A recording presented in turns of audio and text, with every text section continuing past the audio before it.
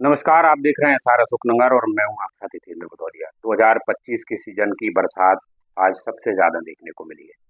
शनिवार और रविवार की रात में जो बारिश शुरू हुई है वो अभी तक अशोकनगर जिले में एक दिन में होने वाली सबसे ज्यादा बरसात में से एक मानी जा रही है।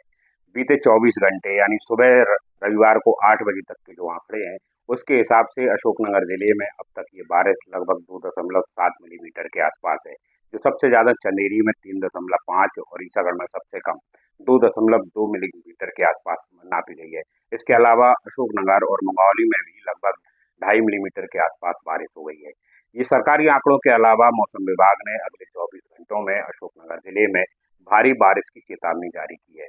ये तो सरकारी आंकड़े रहे, मगर इन आंकड़ों के साथ साथ बीते 24 घंटे में हुई बारिश ने कई सारी नगर पालिका एवं प्रशासन की तैयारियों की पोल भी खोल दी है। अशोकनगर शहर के कई वार्डों में पानी घुस चुका है, लोगों के घरों में पानी घुस चुका है।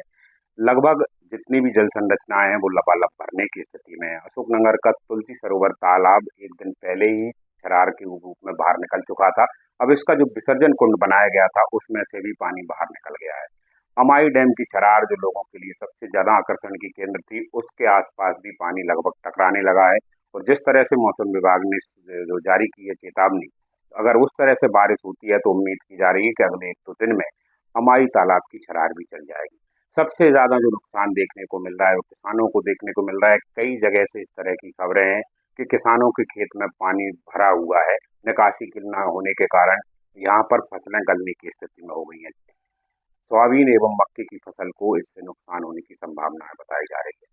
अशोकनगर से कचनार एवं कुछ और दूसरे स्थानों के रास्ते भी लगभग पुलियों पर पानी आने के कारण बंद हो चुके हैं। न केवल इनके बल्कि और भी छोटे छोटे रास्तों पर पड़ने वाली पुलियों भी ऊपर फान पर आने वाली है। ये बरसात का ये पहला सीजन है जो लगातार इस तरह से हुई है। इस बरसात के कारण अशोकनगर आरोन रोड पर जो सब्जी मंडी है वो सुबह सुबह से ही पूरी तरह से लबालब भरी हुई थी। यहाँ पर आने वाली सब्जियों के ठेले बमुश्किल लगा पा रहे थे। नगर पालिका का अमला पहुंचा है, वहां से पानी निकालने की व्यवस्था की है। न केवल यहाँ बल्कि वार्ड नंबर 8 एवं शहर के दूसरे वार्डों में भी इसी तरह की समस्याएं देखने को मिली है।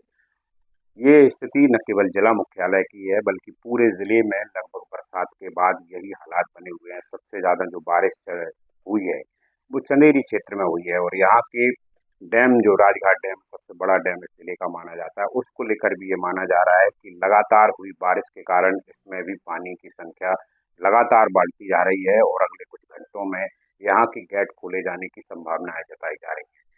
मुंगौली के आसपास के इलाकों में भी है, यहाँ की छोटी छोटी नदी नाले उफान पर आने वाले हैं।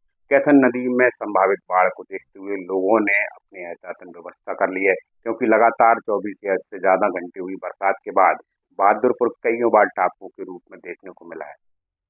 बीते कुछ समय में पुल पुलिया और बड़े नाले बनने के कारण कुछ राहत मिली है, मगर इसके बाद भी यहाँ की बरसात लोगों को परेशान करती है।